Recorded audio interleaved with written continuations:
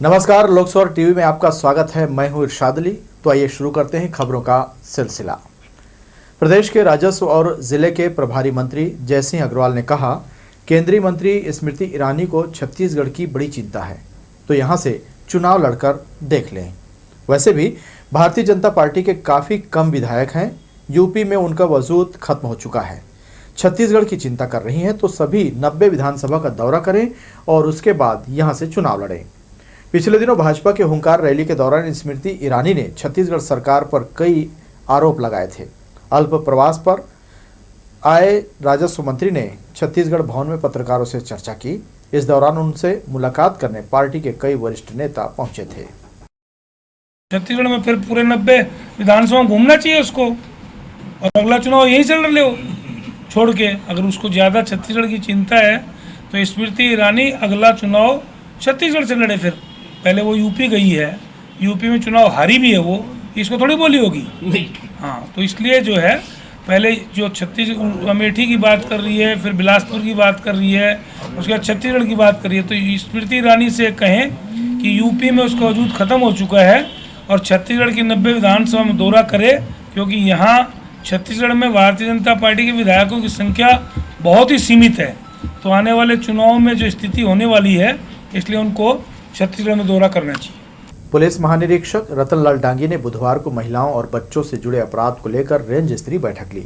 इस दौरान गौरेला, पेंड्रा, मरवाही, रायगढ़, जांजगीर चांपा, शक्ति, कोरबा, मुंगेली और बिलासपुर के राजपत्रित अधिकारियों को आईजी ने महिला और बच्चों से जुड़े अपराधों में दर्ज मामलों का निराकरण तत्काल करने के निर्देश दिए।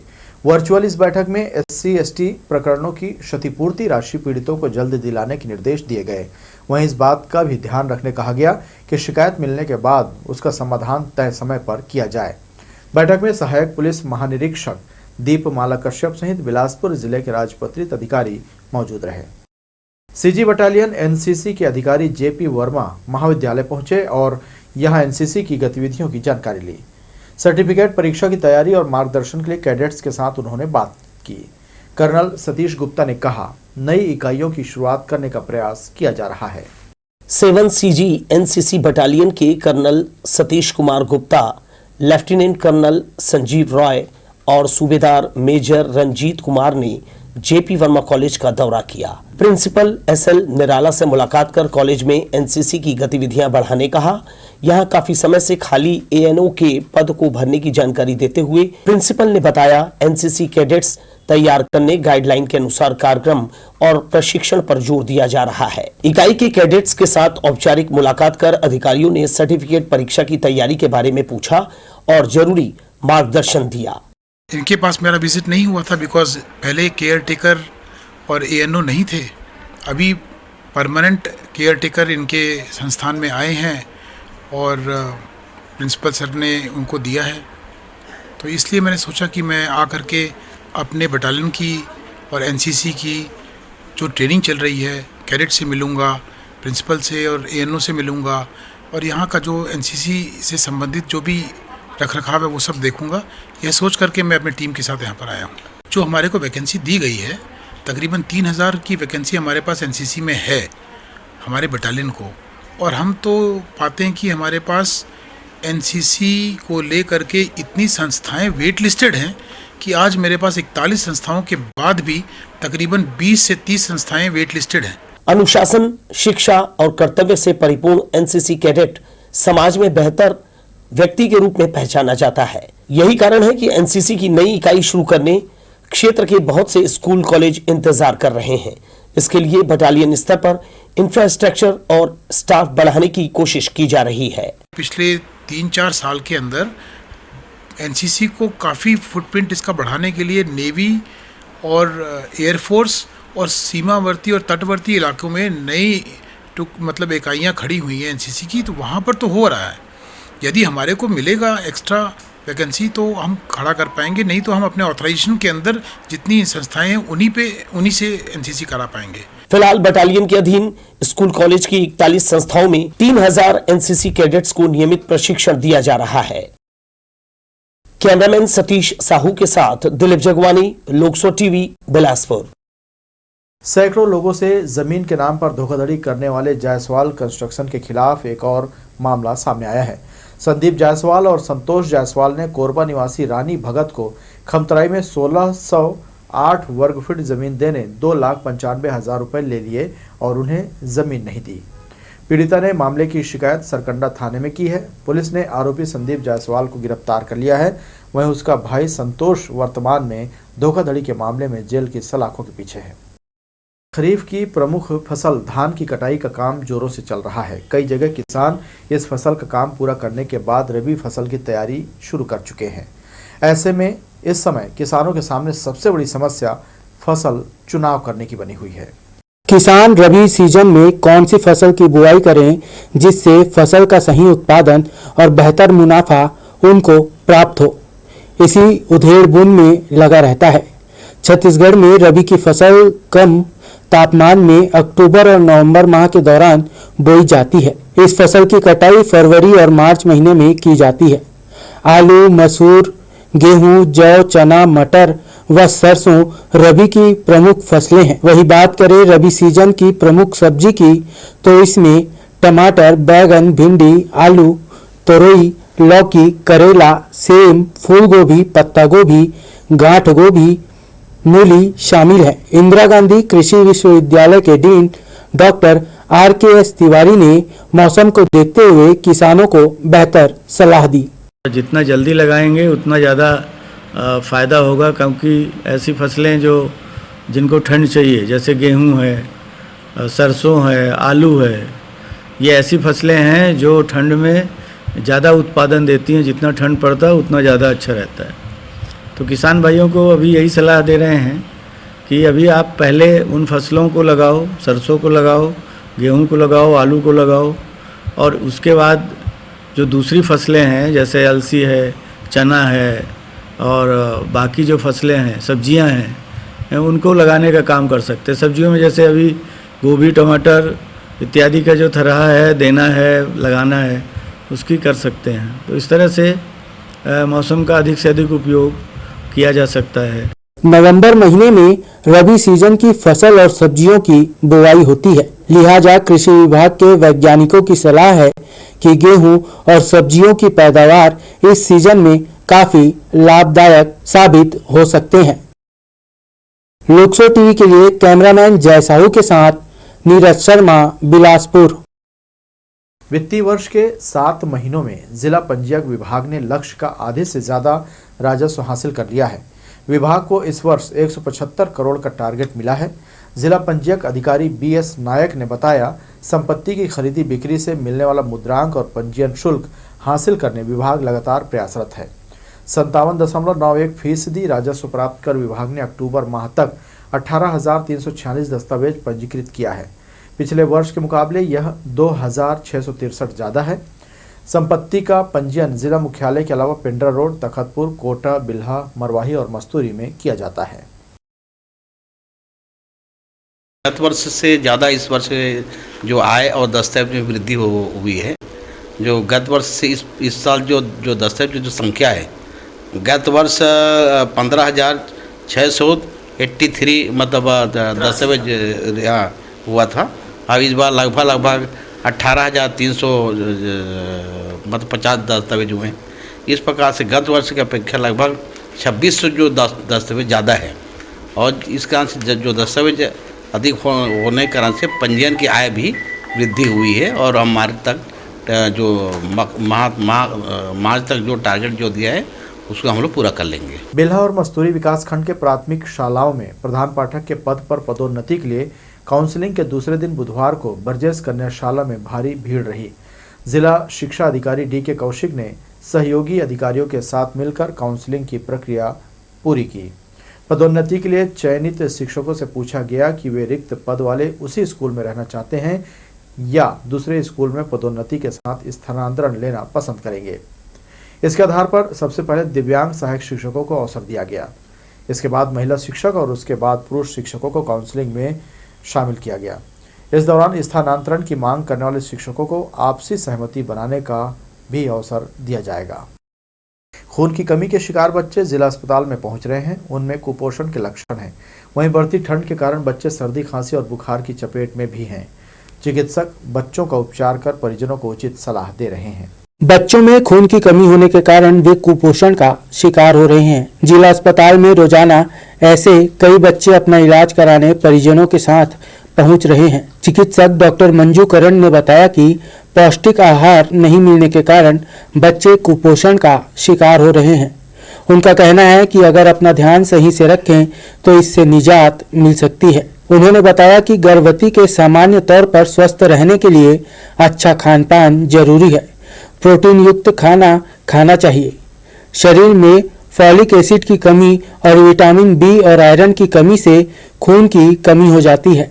महिलाएं संक्रमित होने पर एनीमिक हो जाती हैं, इसलिए प्रोटीन, हरी सब्जियां और आयरन लेना चाहिए। कुपोषण के बच्चे तो बहुत आ रहे हैं जिसमें खून की कमी बहुत ज़्यादा बच्चों में मिला जा रहा है। उसमें हम लोग सारे इन्वेस्टिगेशन करके ज़्यादातर के पेशेंट तो जो सही समय पे खाना नहीं देते हैं, पौष्टिक कमजोरी है, उसी से होता है। बाकी तो मेनली हम लोग सिकलिंग का जांच करते हैं, जिसमें बहुत सारे बच्चों को सिकलिंग का भी जांच पाया गया है। ठंड बढ़ने के साथ बच्चे सर्दी, खांसी, बुखार के शिकार हो रहे हैं। जिला अस्पताल में रोजाना अपने बच्चों को लेकर पहुंच रहे हैं। चिकित्सक उन्हें ठंड से बचने की सलाह दे रहे हैं। वायरल इन्फेक्शन ही ज़्यादा, सर्दी, खांसी, बुखार और कुपोषण के पेशेंट मोबिलाइज होकर हॉस्पिटल तक सब आ रहे हैं। तो टीकाकरण तो मेनली हम लोग जो करते हैं प्रिवेंटेबल वो है। बाकी बाहर लेके निकलना चाहिए, नहीं ज़्यादा निकलना चाहिए, क्योंकि छोटे बच्चे हैं, फर्स्ट विंटर रहता है तो हवा में जो रहता है चेंज ऑफ वेदर के कारण, बस उसी के कारण हम लोग बाकी तो रेगुलर चेकअप जरूर करवा लेना चाहिए। ऐसा नहीं कि सर्दी खांसी लेके बैठ गए और उससे फिर कान का भी इन्फेक्शन हो जाता है, निमोनिया हो जाता है, तो अर्ली लक्षण में जरूर हॉस्पिटल में दिखाएं, यही सलाह देते हैं। चिकित्सकों का कहना है कि खान पान में लापरवाही बरतने के कारण गर्भवती माताओं, बच्चों में खून की कमी की समस्या सामने आती है। इसलिए डॉक्टरों के परामर्श के आधार पर गर्भावस्था के दौरान सावधानी बरतने की आवश्यकता है। वहीं बढ़ती ठंड में बच्चों को बिना गर्म कपड़ों के घर से बाहर नहीं निकलने देना चाहिए। लोकसो टीवी के लिए कैमरामैन सुशांत सिंह के साथ आशीष मौर्य की रिपोर्ट। मौसम में हो रहे बदलाव के कारण अब सेहत पर भी इसका असर पड़ रहा है। बड़ी संख्या में वायरल फीवर का संक्रमण फैल गया है। इसके मरीजों की संख्या पिछले 2 हफ्ते से लगातार बढ़ रही है। सिम्स और जिला अस्पताल सहित निजी अस्पतालों में सर्दी, खांसी, बुखार, गले में दर्द जैसे मरीजों की संख्या बढ़ रही है। चिकित्सकों का कहना है कि मौसम में उतार चढ़ाव के कारण वायरल फीवर का प्रकोप बढ़ जाता है, क्योंकि इस समय मौसम अचानक सर्द गर्म हो जाता है। लिहाजा शरीर की रोग प्रतिरोधक क्षमता कम हो जाती है। ऐसे में वायरस जल्दी अटैक करता है। शहर में पिछले 15 दिनों से मौसम के उतार चढ़ाव के चलते ऐसी बीमारियां बढ़ रही हैं। मुख्यमंत्री की महत्वाकांक्षी योजना गौठान की जमीनी हकीकत जानना हो तो बिल्हा क्षेत्र के अधिकांश गौठान में जाकर पता लगाया जा सकता है। अधिकारियों की अनदेखी का ही परिणाम है कि इस क्षेत्र के कई गौठान आधे अधूरे हैं। मवेशियों के लिए पर्याप्त चारा, पानी तो दूर, इनकी सुरक्षा के लिए बाउंड्री वॉल भी तैयार नहीं किया गया है। लिहाजा मवेशी सड़कों पर नजर आते हैं, जिससे राहगीरों के लिए परेशानी का कारण बने हुए हैं। सबसे ज़्यादा खतरा वाहन चालकों के लिए है।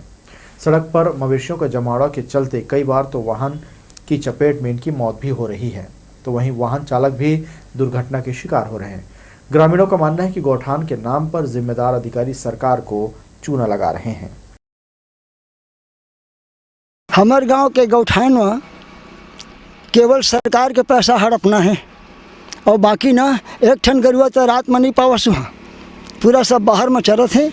और कहे कि मतलब सड़क में आके रात भर बैठा थे बिहान के पहात ले, ना वहाँ चौकीदार पावस और न ही होकर कोई पैरा भूसा के इंतजाम करने वाला था पावस।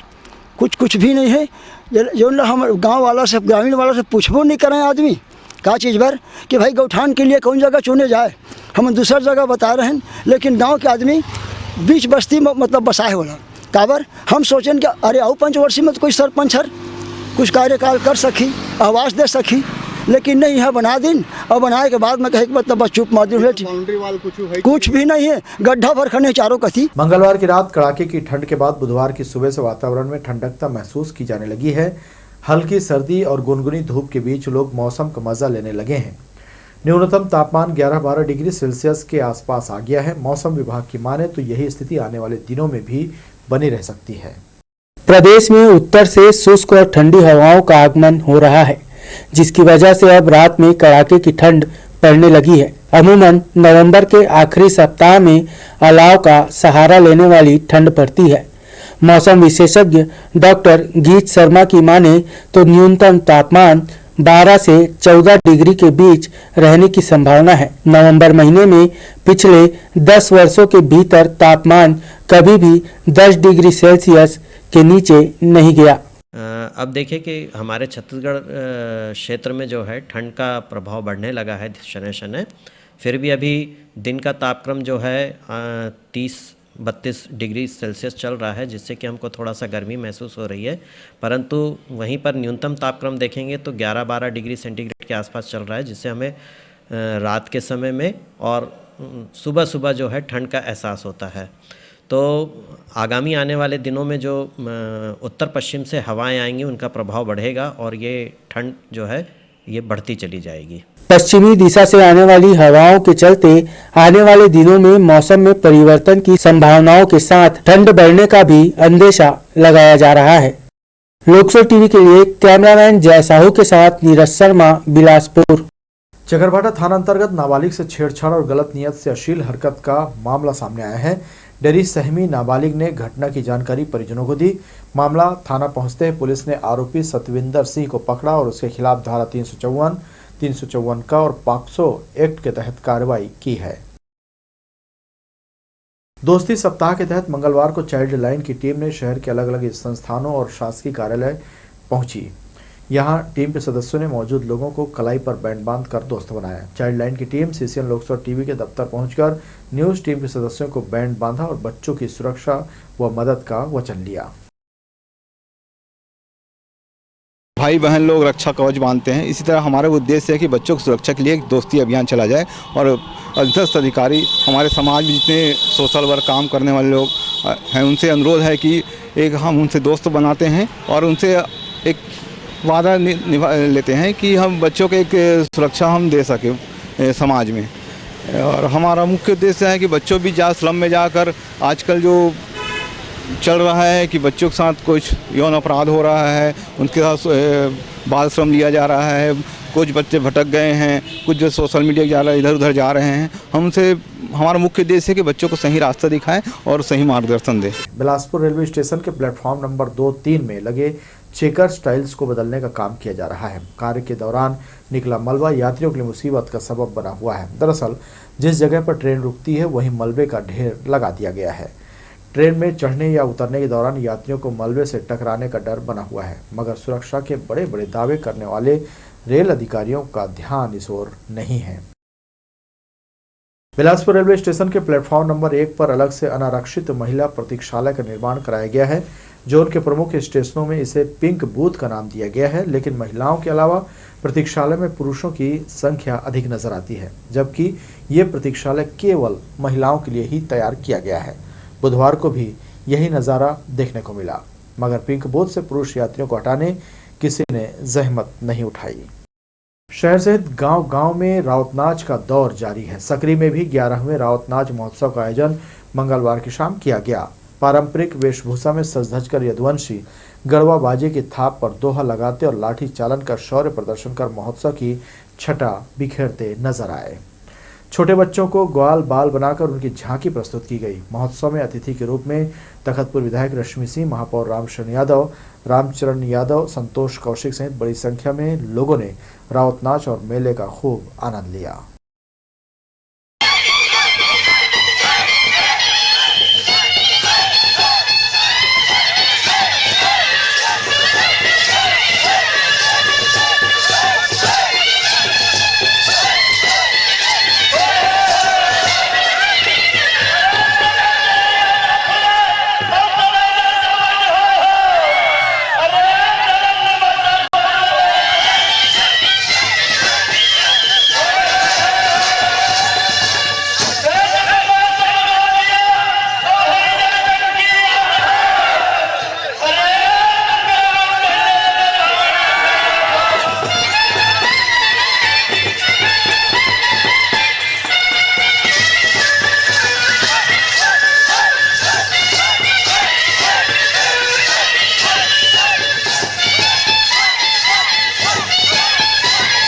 सकरी में प्रति अर्थानुसार आज भी राउत महोत्सव का शुभारंभ हुआ।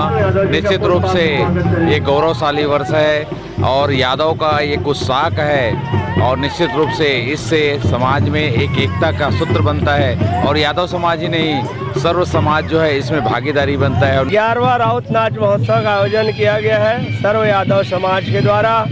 यहाँ पर आसपास के जितने भी यादव के दल हैं वे जोर शोर से भाग ले रहे हैं और इसमें करीब आज 25 दलों ने भाग लेने की संभावना है। अभी तक का 7 गोल अभी भाग ले चुके हैं। तो ये थी हमारी लोकस्वर टीवी की तमाम खबरें। अगले बुलेटिन में आपसे फिर होगी मुलाकात। तब तक के लिए इरशाद को दीजिए इजाजत। नमस्कार।